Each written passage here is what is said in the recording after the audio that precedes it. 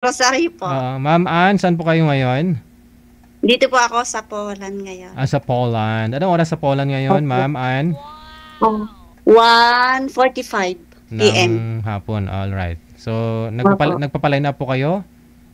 Opo. Yun nga po kanina, mayroon ka na po sanang makakausap. Nga lang ho, bigla daw nawala ng signal. Okay lang sa'yo kahit na dito lang sa Pilipinas? O, sige lang po. Oo. Sige Ilang lang taon? po. Ilang taon si Ma'am Ann? 40 po. 40. Never Opo. been touched? Hmm. Si DJ naman. Never been married. Okay. Yun na lang. Pero totally damaged na. Hindi pa naman abuse. Hindi ba naman DJ? May anak. Hindi ba naman abuse? Ilan po anak? Naghahanap. Yung anak po ninyo, ilan po, ma'am? Ay, wala po akong anak, DJ. Walang anak. Bakit naman? Opo. Oo. Ano po yun? Hindi ko po alam, DJ, dahil siguro sa kaka-abroad din. Ilang years na po kayo nag-abroad? Since 2008. Aba. 2008. Pero DJ, nung nag-for good ako ng 3 years bago po ako nag-Poland. Nung pandemic po, DJ, nag-for good na po ako dun. Saan po kayo dito sa Pilipinas, ma'am? Sa sa Tabuk, Kalinga. Kalinga. Cordillera. Opo. Pero, yun na nga, may naging boyfriend ka naman na sana. Nga lang, ano po yun? Iniwan mo dahil nag-abroad po kayo? Hindi, wala po, DJ. Kasi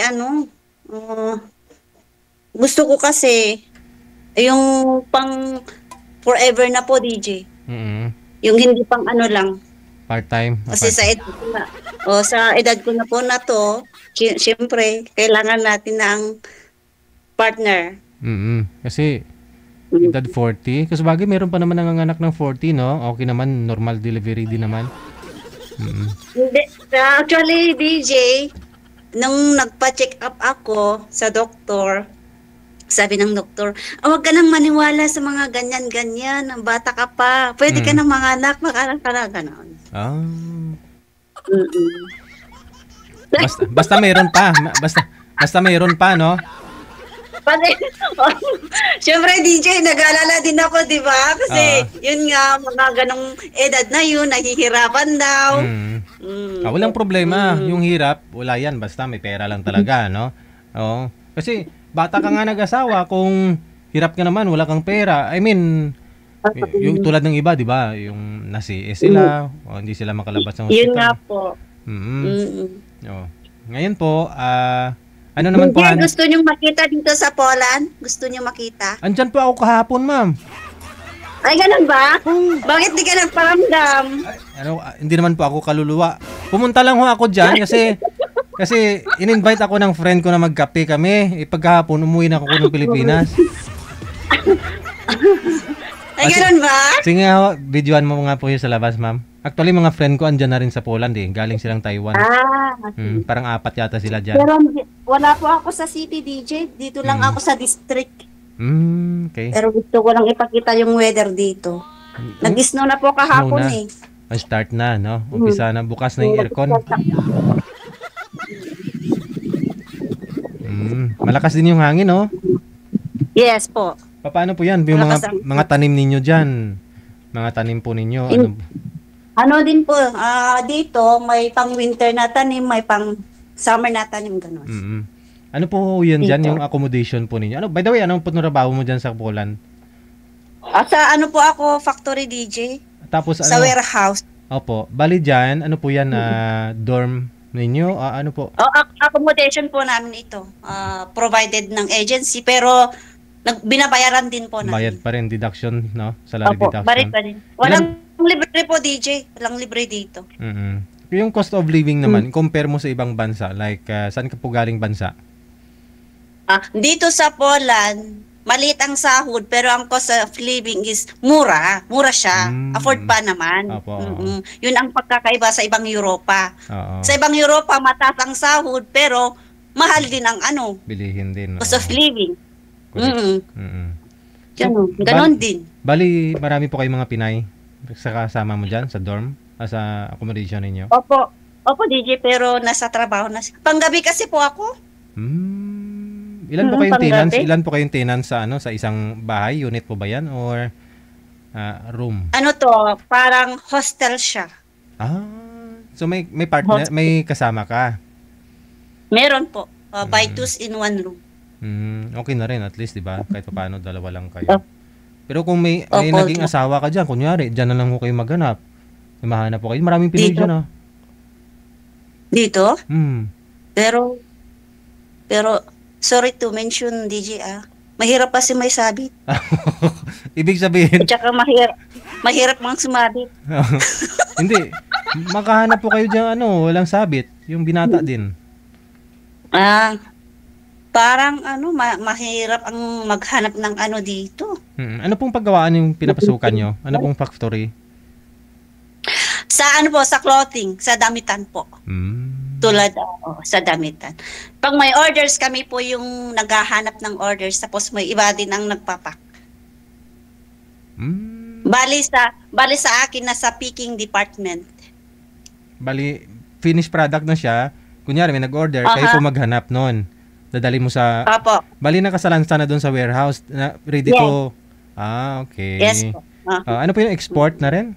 Sa ibang bansa? Export. Opo. Hindi ko pwedeng i-mention yung yung company. Oo. Pwede ba? Pwede ba? It's up to you. Pwede din. O di marunong ka gumamit ng forklift. Hindi, pang lalaki po yun, DJ. Bali kayo lang po yung naghahanap, tapos may taga-hatak lang, may taga-kuha, ganon. Okay. Bali kami, kung mahilig ka magsha-shopping, ganon po yun. Kung mahilig ka magsha-shopping, oo. Ganon yun, na may basket. Alam mo yung shopping basket? Tapos kukuha ka lang, taga-pick up ka. Opo, tapos may scanner kami. I-scan namin kung yun ang order na yun. Tapos ilalagay namin sa basket hanggang sa mapuno. Okay. Makompleto lahat ng order, no? Yun. Yun. Ganun po. Sige. Ayun. Nasa Poland, saan po kayong province, ma'am? District? Anong district ka? Dito sa Poland? Opo. Katowice. Katowice.